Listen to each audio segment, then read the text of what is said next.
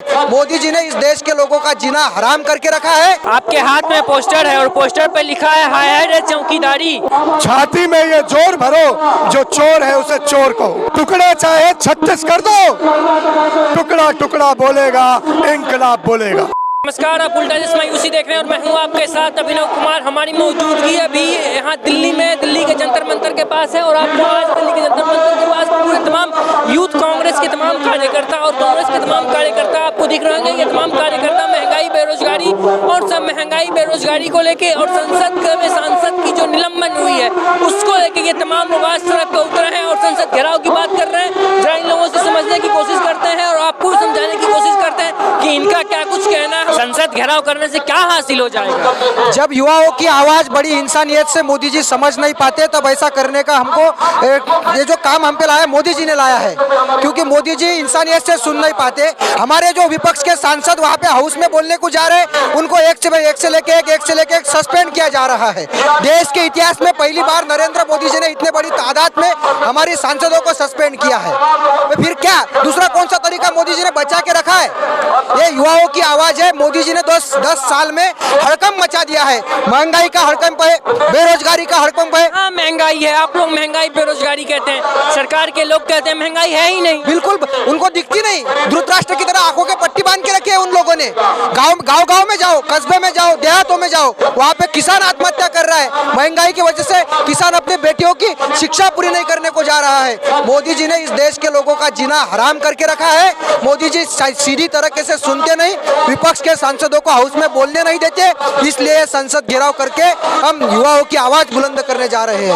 मोदी जी कहते हैं युवा हमारे देश की रीढ़ की हड्डी है। आप लोग मोदी जी के रीढ़ की हड्डी है। मोदी जी बोलते रीढ़ की हड्डी है, लेकिन रीढ़ की हड्डी कमजोर करने का काम तो वही लोग कर रहे हैं ना भाई। क्योंकि इस देश के मोदी जी ने बोला था इस देश के युवाओं को रोजगार चाहिए का नहीं चाहिए, और मोदी जी के 10 साल में सबसे ज्यादा युवा बेरोजगार। ये कौन सी बात है? आपके हाथ में पोस्टर है और पोस्टर पे लिखा है हाय हाय रे चौकीदारी, संसद में हो गई सेंधमारी। कैसे देख रहे हैं? जाहिर तौर पर ऐसे चौकीदार से देश तंग आ गया है जिसकी चौकीदारी में मणिपुर में बहनों की नंगी परेड हो जाए वो उनकी इज्जत ना बचा पाए। ऐसे चौकीदार से देश तंग हो गया है कि जो टैनी मिश्रा के बेटे के थार से किसान कुचले जाए बचा ना पाए। ऐसे चौकीदार से देश तंग हो गया है कि ब्रजभूषण उसके साथ खड़ा हो, ब्रजभूषण के से बेटियों की इज्जत को ना बचा पाए। ऐसे चौकीदार से लोग तंग हो गए जो रोज झूठ बोलता है, जुमले करता है। अब चौकीदारी हाय हाय और तौबा और उफ पे आ गई है। चौकीदारी अब तानाशाही हो गई है। आज तानाशाही के खिलाफ बिगुल बच चुका है, एल्गार हो चुका है और लोग कहने लगे हैं छाती में ये जोर भरो, जो चोर है उसे चोर कहो। छाती में जोर भरो, जो चोर है उसे चोर कहो। संसद में 141 सांसदों को निलंबित कर दिया गया है, उसको कैसे देख रहे हैं? जाहिर तौर पर जब सवाल, ये नए निजाम का फरमान है कि संसद में सवाल उठाना हराम है। जो भी सवाल करेगा उसे बाहर का रास्ता दे दोगे। लोकतंत्र संवाद से चलता है, विवाद से नहीं चलता। संवाद की जगह आपने बंद कर दी। एक सांसद अपने क्षेत्र की सरकार है, वो उनकी नुमाइंदगी करता है। आपने सांसदों की आवाज नहीं, 141 क्षेत्रों की जनता की जुबान को काटा, उस पर ताला लगाया है। जनता जवाब देगी और एक सांसद 4 सांसद जिता के और लाएगा और मोदी और शाह को कोने में कर देगा। ये अडानी अंबानी के सहारे चलने वाली सरकार ज्यादा दिन नहीं चलेगी। लेकिन वो जो ओम बिरला अध्यक्ष है उनके द्वारा कहा गया कि हम कार्रवाई भी कर रहे हैं। विजिटर गैलरी का जो पास वाला सिस्टम था उसको भी हमने खत्म कर दिया, जांच का आदेश दे दिया, जांच हो रहा है। आप लोग इस पे राजनीति कर रहे हैं। देखिए, राजनीति करने के लिए तो सदन है। सदन माला फेरने के लिए है क्या? सदन में जाके त्रिशूल कमंडल गंगा जल छिड़केंगे, राजनीति करेंगे? इस मुद्दे पर जो कहते हैं राजनीति कर रहे हैं वो मूर्ख है। राजनीति करके ही संसद में आए लोग, राजनीति करने के लिए संसद है, इसमें कोई नई बात नहीं है। लेकिन जब अमित शाह जी बयान देने नहीं आएंगे, देश की संसद में सुरक्षा हो गई, जिस संसद का चौखट चूमकर मोदी जी घुसे थे, आज उसी संसद का मखौल पूरी दुनिया में उड़ रहा है और मोदी जी बयान देने भी नहीं आएंगे और लोग सवाल करेंगे तो सवाल पर प्रतिबंध करके उन्हें बाहर भेज दोगे।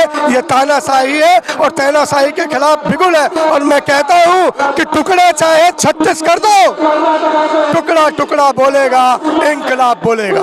कैसे आखिरी में मोदी और शाह को क्या कहना चाहेंगे? आखिरी में यही कहूंगा कि तानाशाही की हद हो गई है, ये काली रात बीतने वाली है, नई सुबह लोकतंत्र की आने वाली है। नफरत के बाजार में मोहब्बत की दुकान जीत रही है, जीतेगी, और देश को कांग्रेस पहली बार एक दलित प्रधानमंत्री देने जा रही है। लाल किले के प्राचीर से जब एक दलित प्रधानमंत्री तिरंगे को डोरी को खींचेगा तो अम्बेडकर साहब की आत्मा प्रसन्न होगी, वो पुष्प वर्षा करेंगे कि कांग्रेस ने मेरे सपनों का भारत बना दिया। क्या मांगे हैं? एक तरफ संसद में 141 सांसदों को निलंबित कर दिया गया, कैसे देखते हैं? हम यही देखते हैं कि आने वाला भविष्य युवाओं का खतरे में है। कैसे गड्ढे? आप देख लो, मैं अपने हरियाणा की बात करता हूँ। मेरे हरियाणा में 70% करनाल, यमुनानगर, अम्बाला, पंचकुला, कैथल, पानीपत सारा युवा हरियाणा से पलायन कर चुका है विदेशों में। रोजगार नहीं है। अच्छा, जो सरपंच बने थे उनको भी कोई अधिकार नहीं छोड़े इस सरकार ने।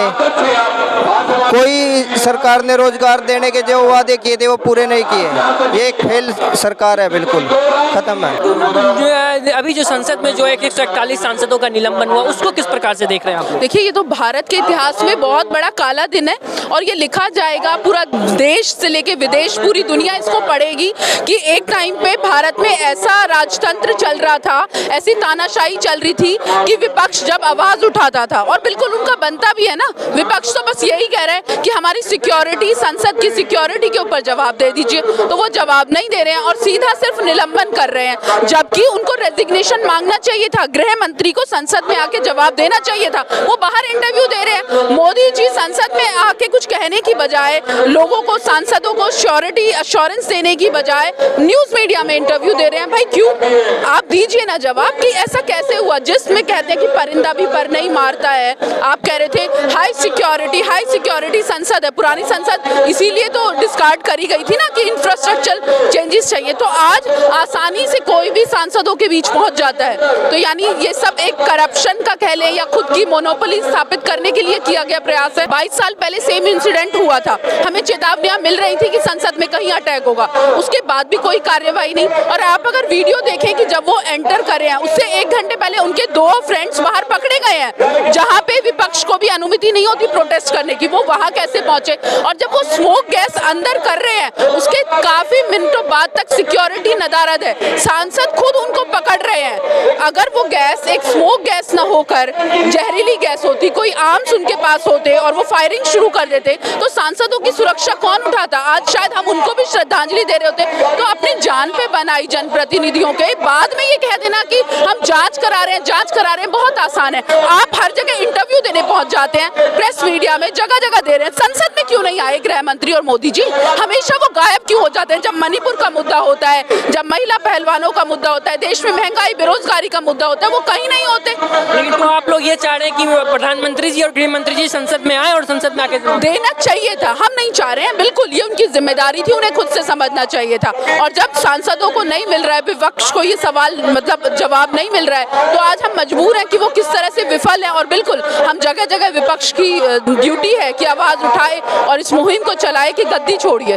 ये यहाँ पे तमाम कांग्रेस के तमाम कार्यकर्ता हैं जो आज यहाँ पे संसद घेराव की बात कर रहे हैं। हजारों की संख्या में आज यहाँ पे कांग्रेस के तमाम कार्यकर्ता यहाँ पे पहुंचे। अब देखना है कि आज जिस तरीके से संसद घेराव की ये लोग बात कर रहे हैं, क्या संसद घेराव हो पाता है या नहीं हो पाता है, तो देखना है इसमें आगे क्या कुछ होता है। तो फिलहाल के लिए इतना ही। बाकी की तमाम खबरों के लिए देखते रहिए उल्टा चश्मा यूसी। धन्यवाद।